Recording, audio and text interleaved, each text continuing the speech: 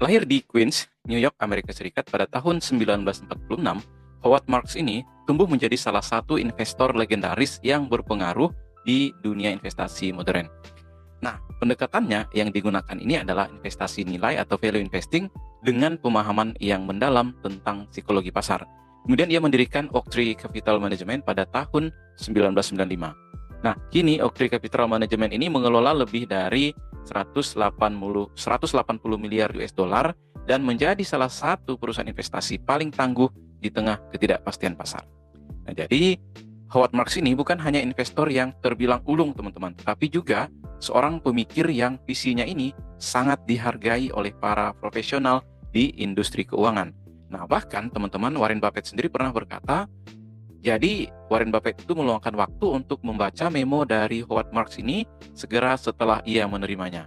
Nah, kenapa demikian? Karena di balik tulisannya ada wawasan yang mendalam tentang kontrarianisme, kemudian pemikiran tingkat kedua, manajemen risiko, dan juga siklus pasar.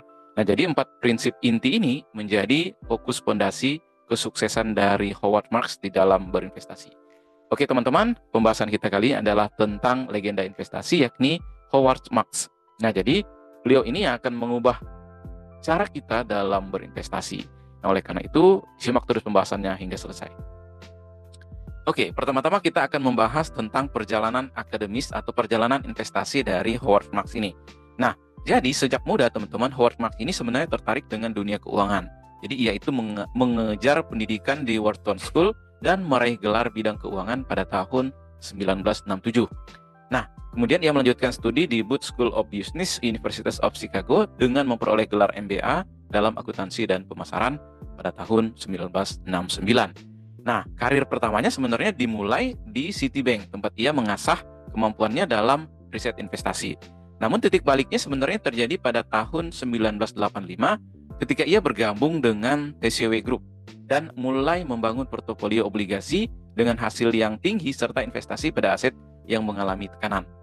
Nah, kemudian keberhasilannya di TCW ini mengukuhkan reputasinya sebagai investor yang disiplin dan juga visioner, terutama dalam melihat peluang di tengah ketidakpastian pasar. Nah, jadi itu teman-teman keunggulan dari Howard Marks ini. Kemudian pada tahun 95 ia mendirikan atau pada tahun 95 itu dengan pengalamannya dan juga filosofi investasi yang semakin matang, dia mendirikan Oaktree Capital Management.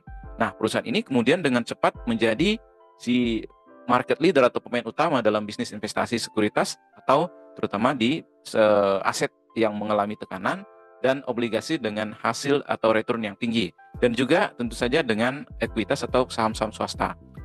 Dan di bawah kepemimpinannya teman-teman, Oaktree Capital ini berkembang pesat dan membangun reputasi sebagai perusahaan yang mampu menghadapi volatilitas harga atau pasar dengan pendekatan yang cermat dan berbasis value. Nah, jadi teman-teman, itu sekilas tentang Howard Marks ini. Nah, sebenarnya yang paling legendaris itu adalah berpikir di luar kebiasaan atau kontrarian. Nah, jadi si Howard Marks ini memiliki cara pandang yang unik terhadap pasar yang dituangkan dalam memo-memo yang paling legendaris. Nah, filosofinya berpusat pada 4 prinsip. Yang pertama, kontrarianisme. Jadi bagi Marx, peluang terbaik itu justru muncul ketika mayoritas pelaku pasar ini diliputi oleh ketakutan atau optimisme yang berlebihan.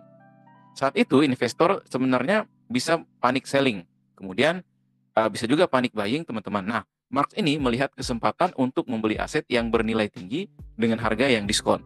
Nah, jadi sebaliknya ketika euforia pasar sedang memuncak, ia cenderung berhati-hati dan lebih defensif. Nah, ini sebenarnya pendekatannya mirip kayak Mr. Market dari Benjamin Graham. Nah, teman-teman, kemudian yang kedua terkait dengan pemikiran tingkat kedua. Nah, kalau kita perhatikan, sebenarnya Marx ini sering menekankan pentingnya pemikiran di tingkat kedua. Nah, kemampuannya ini di dalam melihat peluang atau di luar informasi yang muncul ke permukaan, dan dia memahami apa yang sebenarnya terjadi di balik gejolak atau di balik berita tersebut. Nah, sebagai contoh teman-teman, jika semua orang yakin bahwa saham tertentu akan naik, maka harga saham tersebut kemungkinan besar sudah mencerminkan optimisme dari pelaku pasar. Nah, jadi seorang pemikir tingkat kedua akan bertanya hal-hal berikut. Yang pertama, apa faktor yang belum pernah diperhitungkan? Yang kedua, apa risiko yang sudah dianalisis? Apakah risiko ini sudah dianalisis secara menyeluruh? Yang ketiga, apakah harga ini sudah mencerminkan nilai intrinsik dari aset tersebut? Jadi dengan berpikir secara mendalam, seorang investor akan bisa menghindari jebakan mentalitas kawanan dan menemukan peluang yang lebih menguntungkan. Yang ketiga, ada yang namanya risk management. Nah, jadi bagi Marx, investasi bukan hanya soal mencari keuntungan, tetapi juga bertahan di saat-saat yang memang saat posisi sulit gitu ya. Jadi ia percaya bahwa menghindari kerugian yang lebih besar jauh lebih penting daripada mengejar keuntungan yang spektakuler. Nah, prinsip ini sangat terlihat dari strategi Oaktree yang cenderung defensif dan berfokus pada pengelolaan risiko. Jadi ketika pasar sedang baik, mereka tidak tergoda untuk mengambil risiko yang berlebihan. Demikian pula sebaliknya, ketika krisis datang, mereka siap memanfaatkan peluang tanpa terburu-buru untuk membeli. Kemudian yang keempat ada siklus pasar, teman-teman. Jadi bagaimana memahami irama naik turun sebuah pergerakan harga.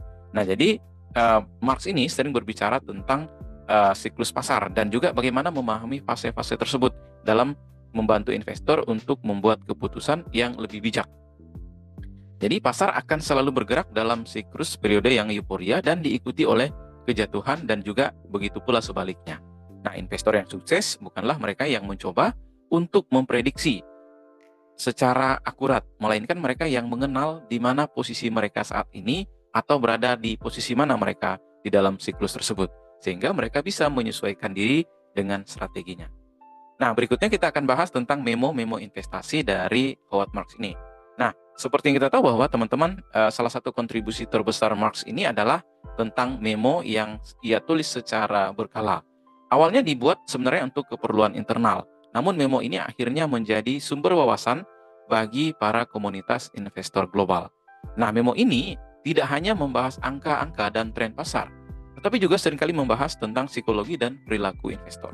Nah, dengan gaya penulisan yang lugas dan berbobot, Marx ini berhasil menjelaskan konsep yang bersifat kompleks dengan cara yang sederhana sehingga mudah dipahami. Salah satu contoh terbaik adalah pembahasan tentang krisis keuangan pada tahun 2008, di mana sebenarnya Marx ini menunjukkan bagaimana kepanikan massal justru menciptakan peluang yang luar biasa bagi mereka atau pelaku pasar yang tetap rasional.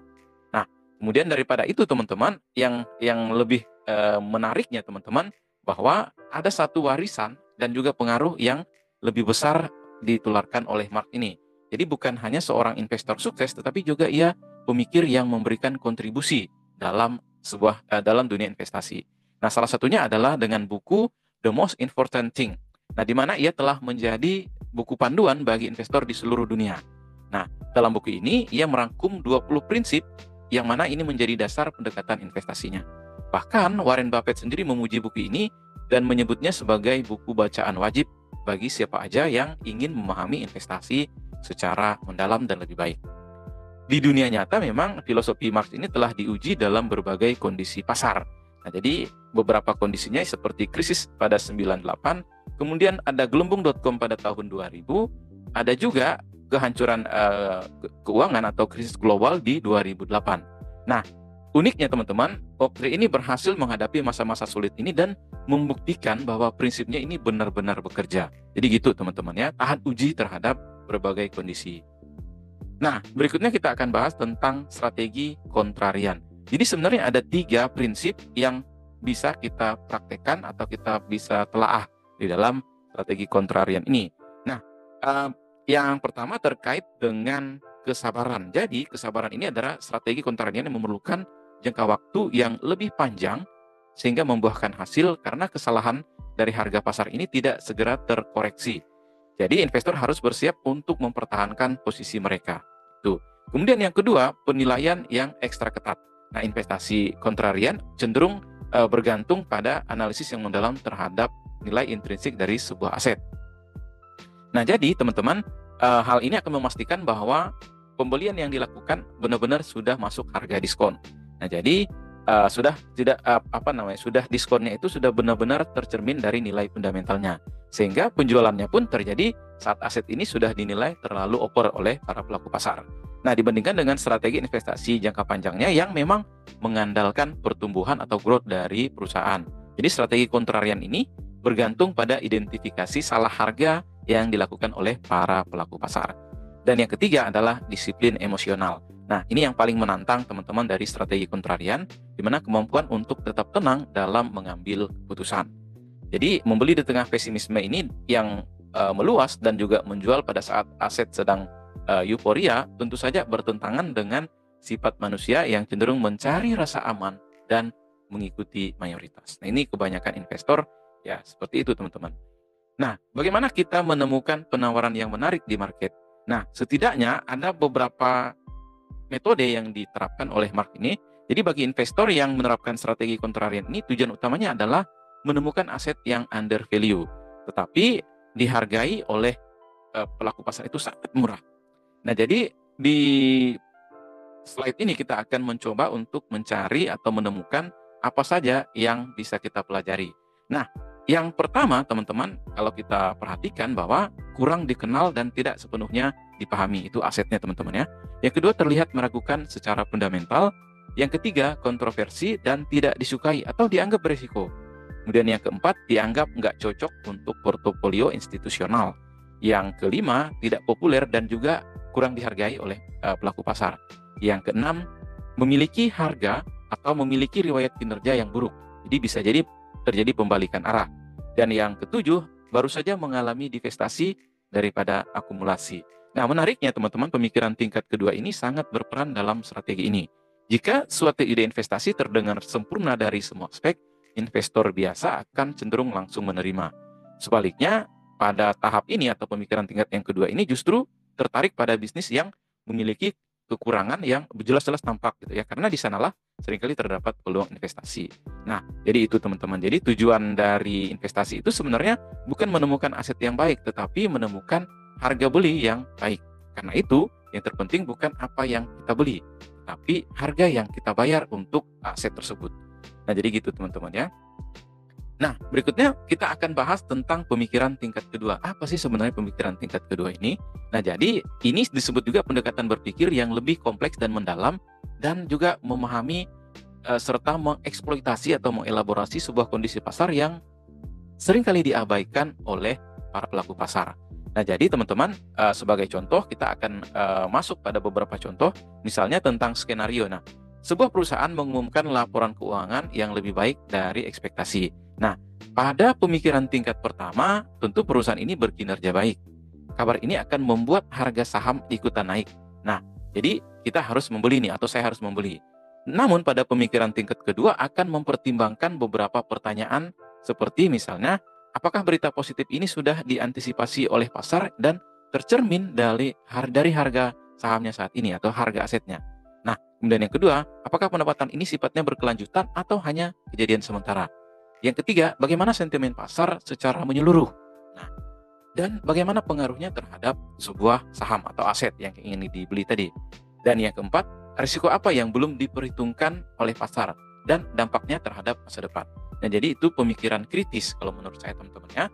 Jadi di dalam contoh ini sebenarnya pemikiran tingkat kedua ini akan menyimpulkan bahwa meskipun berita tersebut positif dan saham tersebut bukanlah pembelian yang baik jika pasar sudah mengapresiasi. Nah, jadi harga sudah mahal. Jadi aset berkualitas dihargai mahal itu nggak akan menjadi peluang. Bahkan mereka mungkin akan mempertimbangkan untuk menjual saham atau aset yang sudah sepenuhnya mencerminkan prospek dari perusahaan. Nah, jadi itu teman-teman yang bisa kita ambil, kita pelajari dari pemikiran tingkat kedua. Nah, apa sebenarnya faktor yang terpenting di dalam investasi? Nah, jadi Marx ini menekankan bahwa faktor utama dalam menentukan kinerja itu adalah harga pembelian. Bahkan aset terbaik yang menjadi investasi buruk jika dibeli pada harga yang terlalu tinggi itu akan menjadi aset yang buruk. Nah, sementara aset yang biasa saja dibeli pada harga yang murah itu justru akan jauh lebih baik.